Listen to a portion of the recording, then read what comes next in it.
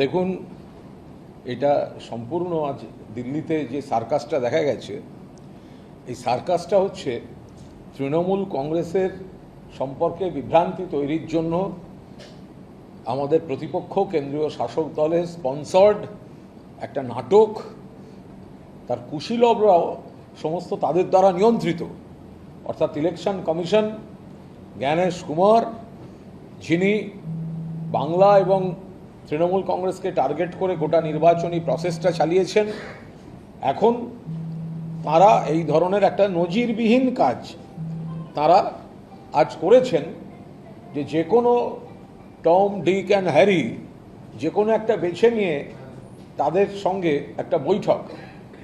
আমরা খুব স্পষ্টভাবে বলি যে এই যে নির্বাচন কমিশন, তারা কিন্তু তাদের রুলটা সব পার্টিকে জানিয়ে দিয়েছিল। কি রুল? রুল হচ্ছে অথরাইজড রিপ্রেজেন্টেটিভ ছাড়া যারা অনুমোদিত প্রতিনিধি হবেন কোনো দলের, তাদের সঙ্গে ইসিআই কমিউনিকেট করবেন, মিটিং ডাকবেন ইত্যাদি। ECI had informed all parties about their rule where only authorized representatives of political parties can request a meeting with full bench of PCI.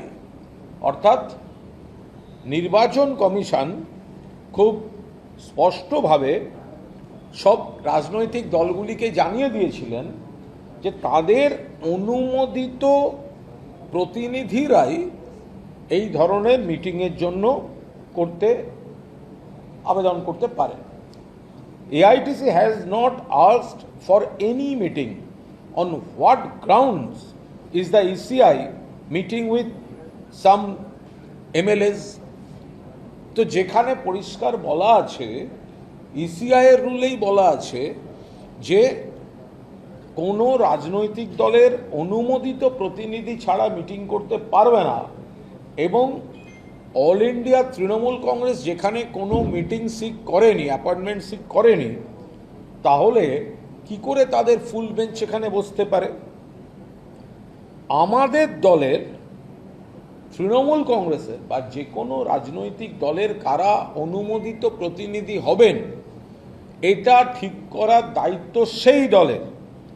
We decide who represents our party. Gyanesh Kumar has no role or power to decide for us.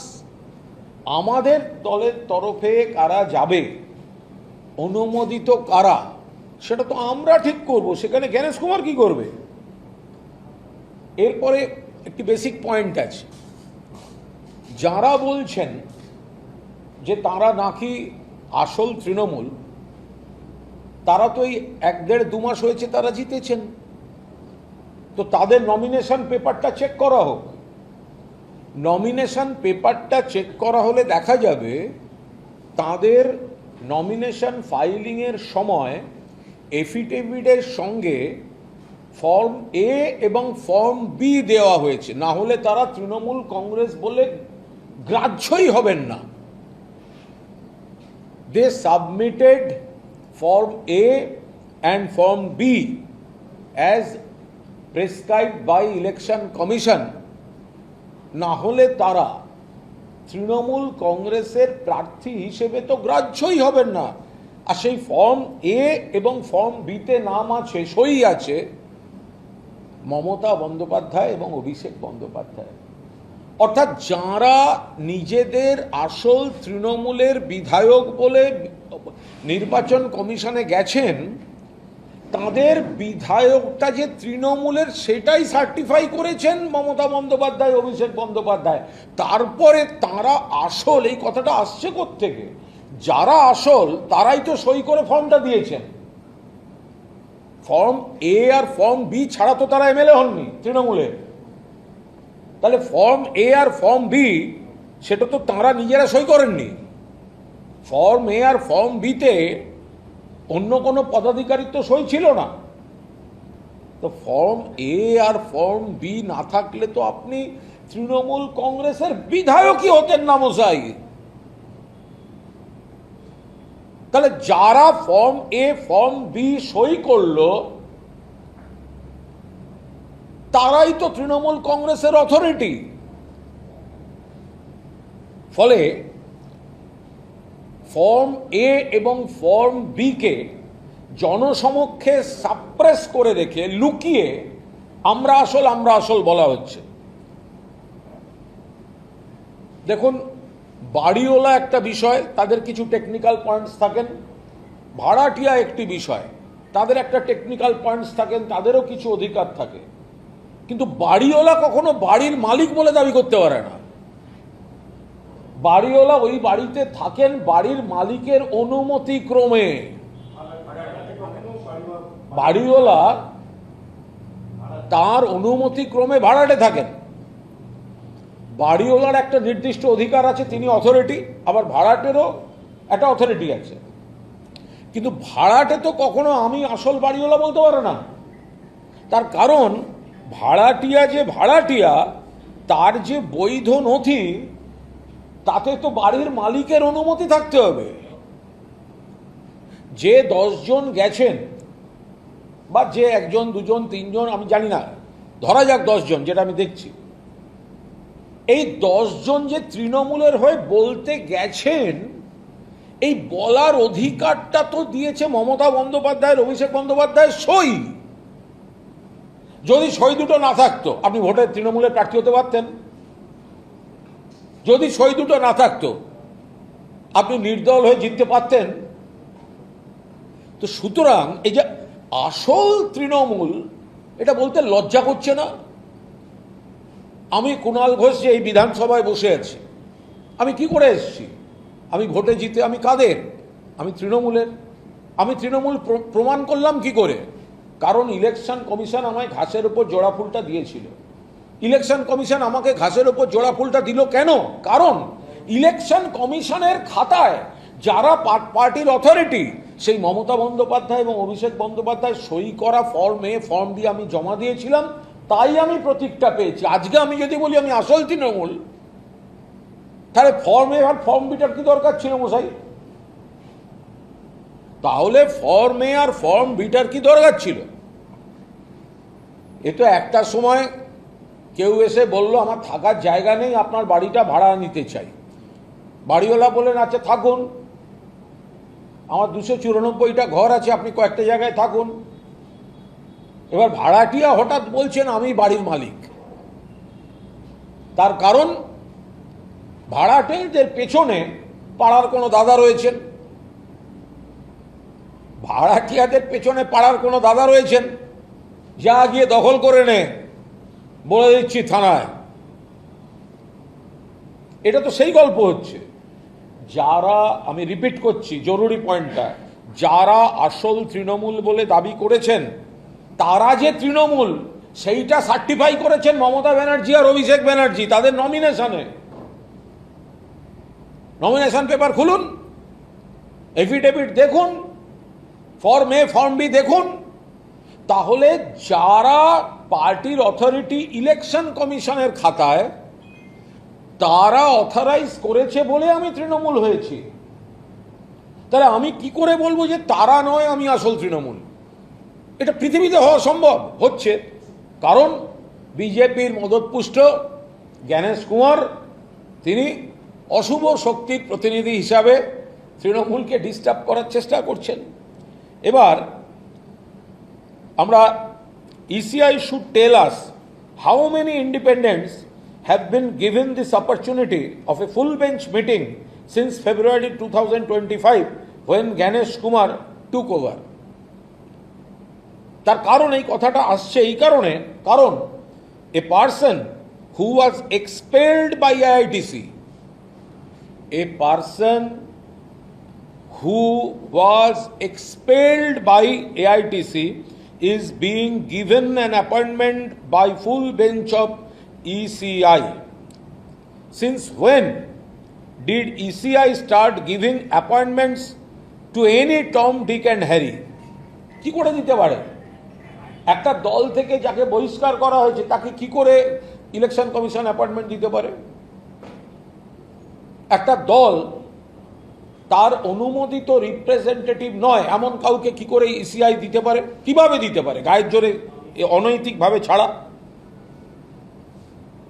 Ganesh Kumar is the first CEC to have faced a removal proceeding in Parliament. অভিযোগে অভিযুক্ত জ্ঞানেশ কুমার তিনি মরিয়া হয়ে কেন্দ্রের শাসক দলের হয়ে তৃণমূল কংগ্রেসকে ডিস্টার্ব করার চেষ্টা করছেন। কারণ তৃণমূল কংগ্রেস মানে শুধু বাংলা নয়, তৃণমূল কংগ্রেস এবং মমতা বন্দ্যোপাধ্যায়কে ডিস্টার্ব করা মানে ওরা মমতা বন্দ্যোপাধ্যায়কে কিন্তু ইন্ডিয়া ব্লকের নেত্রী, জাতীয় স্তরের নেত্রী হিসেবে ভয় পাচ্ছে। সেই কারণে তৃণমূল কংগ্রেসকে টার্গেট করছে। কেন তৃণমূলকে টার্গেট করছে?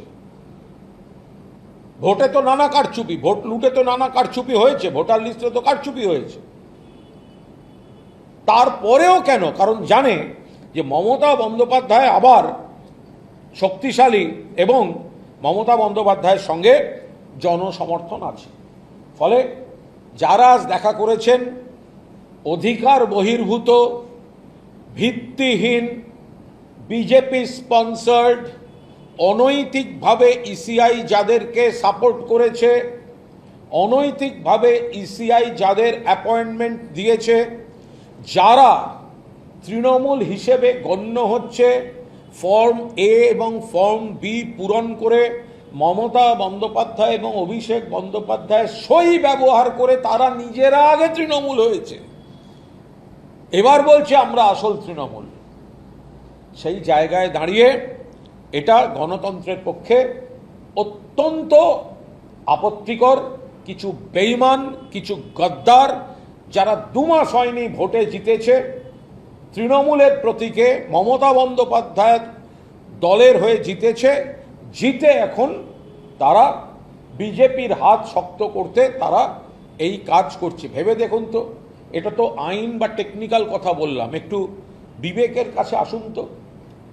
যে মমতা বন্দ্যোপাধ্যায় এতদিনের স্ট্রাগল তৃণমূল কংগ্রেস, যে মমতা বন্দ্যোপাধ্যায় তৃণমূল কংগ্রেসের ডাকে এত কোটি কোটি মানুষ সাড়া দিয়েছেন, এত শহীদ, এত কর্মী, এত আক্রান্ত, এত তাদের আবেগ, তাদের উপর ভর করে জিতে যে বেঈমান, যে গদ্দাররা ভোটের পর এলাকায় যাচ্ছে না, আক্রান্ত কর্মীদের পাশে দাঁড়াচ্ছে না, থানায় যাচ্ছে না, শুধুমাত্র বিজেপির হাতে তামাক খেয়ে ইলেকশন কমিশনের অপব্যবহার করা হচ্ছে যেখানে, তাতে তারা মমতা বন্দ্যোপাধ্যায়ের পিঠে ছুরি মারতে নেমেছে। ফলে এদের এই অনধিকার কাজ মানুষ বিচার করছেন। বিজেপি এবং ইলেকশন কমিশনের সৌজন্যে, দাক্ষিণ্যে, দয়ায়, চক্রান্তে তারা যাই করছে, তৃণমূল কংগ্রেসের প্রকৃত কর্মীরা এবং বাংলার মানুষ তারা মমতা বন্দ্যোপাধ্যায়ের সঙ্গে ছিলেন, আছেন, থাকবেন। সর্বভারতীয় তৃণমূল কংগ্রেস এবং মমতা বন্দ্যোপাধ্যায়ের সমর্থক। তৃণমূল মানে মমতা বন্দ্যোপাধ্যায়, মমতা বন্দ্যোপাধ্যায় মানে তৃণমূল।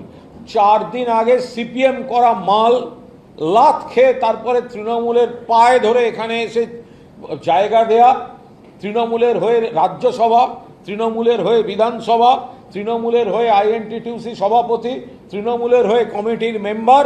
আর আজকে আসল তৃণমূল মমতা বন্দ্যোপাধ্যায়ের এত বছরের লড়াই, এত বছরের স্ট্রাগল, তার উপর দাঁড়িয়ে আমরা এক একজন এমএলএ, এক একজন এমপি, এক একজন কাউন্সিলর, এক একজন পঞ্চায়েত, এক একজন কমিটি মেম্বার, এক একজন মন্ত্রী, এই সমস্ত হওয়ার পর, নিজেদের প্রতিষ্ঠা হওয়ার পর আজকে ওই মহিলার কাছ থেকে দল আর প্রতীক ছিনিয়ে নেওয়ার খেলা। এরা তো নিজেদের মায়ের পিঠে ছুরি মারতে পারে যারা এই খেলা খেলে।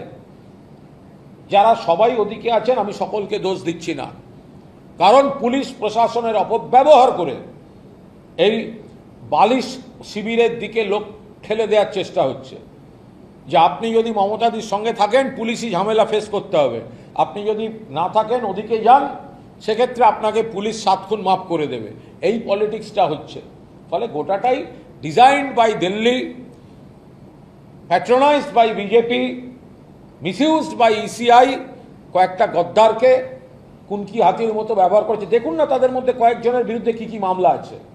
একজন তো খুনের মামলার আসামি, খুনের মামলার আসামি, খুনের মামলার আসামি। বাঁচতে চাই বিজেপি তাই। যিনি খুন হয়েছেন তার স্ত্রী মুখ্যমন্ত্রীর কাছে যাচ্ছেন বিচার চাইতে, আর যিনি খুনের মামলার আসামি তিনি পুলিশের হাত থেকে বাঁচতে বিজেপির ট্র্যাপে পড়ে ওদিকে যাচ্ছেন। নাম বলছি না। মুখ্যমন্ত্রী বলেছেন 80টা 90টা বেআইনি কনস্ট্রাকশন, অ্যারেস্ট হওয়া উচিত, হচ্ছে না কেন? কারণ বাঁচতে চাই বিজেপি। তাই পাহাড় প্রমাণ অবৈধ সম্পত্তি, পুলিশ যাচ্ছে না, বাঁচতে চাই বিজেপি। তাই আবার অনেকে আছেন তারা কোনো দোষ করেননি, তাদের চাপ দেওয়া হচ্ছে, নিয়ে যাব, তুলে নিয়ে যাব, অভিযোগ, মিথ্যা অভিযোগ দিয়ে দেবো, ভয় পাচ্ছেন, প্রেসার দিচ্ছে, ছেলেপুলেদের অ্যারেস্ট করা হচ্ছে, প্রেসার তৈরি করা হচ্ছে। ফলে কিছু খবর আমরাও পাচ্ছি, এই আপত্তিকর ভাবে কয়েকটা বেঈমান কুনকি হাতিকে ব্যবহার করে বলছে আসল তৃণমূল। আপনি ভাবতে পারেন, যে মালটা সিপিএমে ছিল সে বলছে আমি 21শে জুলাই শহীদ দিবস পালন করব। এ কি পাগল?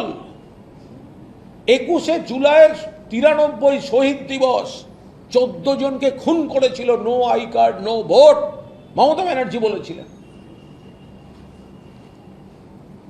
14 জন খুন, 13 জন আইডেন্টিফাইড, একজনকে আইডেন্টিফাই করা যায়নি।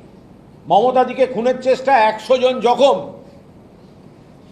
অচৈতন্য মমতাদিকে পুলিশ গাড়িতে তুলে নিয়ে যাচ্ছিল, আমি কুণাল ঘোষ আমার গাড়িতে নিয়ে হসপিটালে ভর্তি করে বাড়ি ফিরেছি। সৌগত রায় ছিলেন,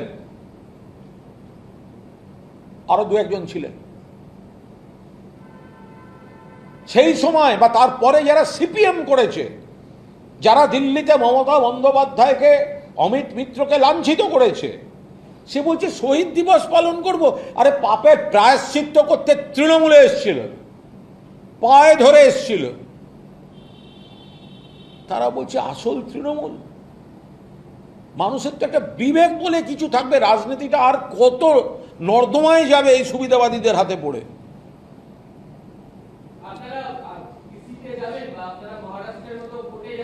দল নিশ্চিতভাবে দেখছে। দেখুন, বিধায়ক কোন দিকে কজন, এটা তো নিয়ম নয়।